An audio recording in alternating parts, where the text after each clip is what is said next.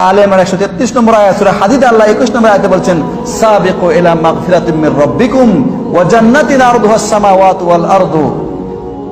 তোমরা প্রতিযোগিতা করো। কি করো? প্রতিযোগিতা করো। কি করো বলছেন আল্লাহ?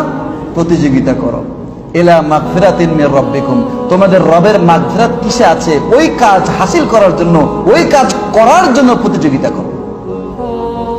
এই যে সারে জাবাল আল জাবাল স্ট্রিট আছে, এই সিগন্যাল পার হওয়ার পরে ওই সিগন্যালের আগে এই মাঝখানে যে জায়গাটুকু, সকালবেলায় আমি যখন এদিকে আসি তখন দেখি অসংখ্য লোক দাঁড়ায় রয়েছে ওখানে, অনেক লোক দাঁড়ায় থাকে।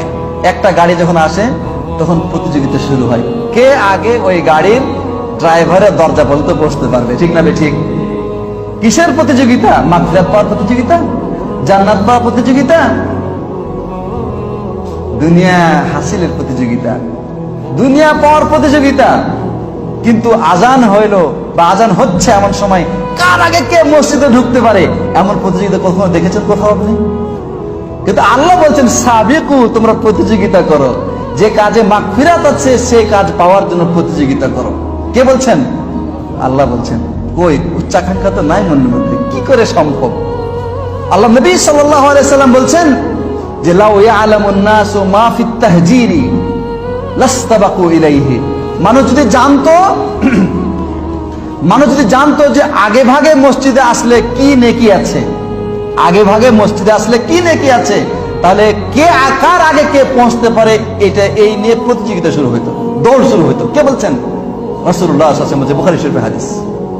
রাসূলুল্লাহ সাল্লাল্লাহু আলাইহি ওয়াসাল্লাম বলছেন লাউ ইয়ালামুন নাসু মা ফিন নিদাই ওয়াস সাফিল আউয়ালি সুম্মা লাম ইয়াজিদু ইল্লা ইয়াস্তাহিমু লাস্তাহমু আলাই। বুখারী মুসলিম হাদিস। যে মানুষ যদি জানতো যে আজান দেওয়াতে, আজান দিলে কি নেকি আছে আর প্রথম কাতারে নামাজ পড়লে কি নেকি আছে, তাহলে মানুষ কাজ্জে লাগে। তো কাজ্জে, এই তুই না আমি, তুই না আমি, এই ছাড় তুই না পিছিয়ে যা, আমি সামনে যাবো। ঠিক না ঠিক? মানুষ যদি জানতো, রাসূলুল্লাহ বলছেন যে এই অবস্থায় তখন তারা কাজ্জে থেকে বাঁচার জন্য, ঝগড়া থেকে বাঁচার জন্য তারা পরস্পর তখন লটারি করতে বাধ্য হতো যে ভাই কাজ্জে ঝগড়া করার দরকার নাই, এক কাজ করে লটারি করো, যার নাম উঠবে সে আজান দেওয়ার কাজটা করবে, অথবা যার নাম উঠবে সে প্রথম কাতারে নামাজ পড়বে।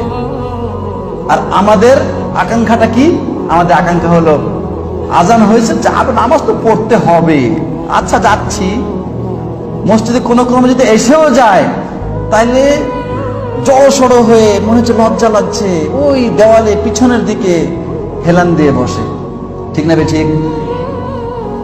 আর সামনের কাতারে যদি কোনো ক্রমে আয়সাও যায়, তাহলে যদি দেখা যায় একজন ভালো গুতরাওয়ালা সৌদি আসছে অথবা কোনো হুজুর আসছে, আপনি যান, আপনি যান। ঠিক না? ও নিচে, ও তাকে আগাইতে, ও নিজে পিছে চলে যায়। প্রথম কাতার হচ্ছে ফেরেশতাদের কাতার। আপনাকে যদি দিনের বিষয়ে, দ্বীনি বিষয়ে কে প্রতিযোগিতা করতে চায়, আপনি তাকে আগাইতে দিবেন না। এটা হচ্ছে উচ্চাকাঙ্ক্ষা।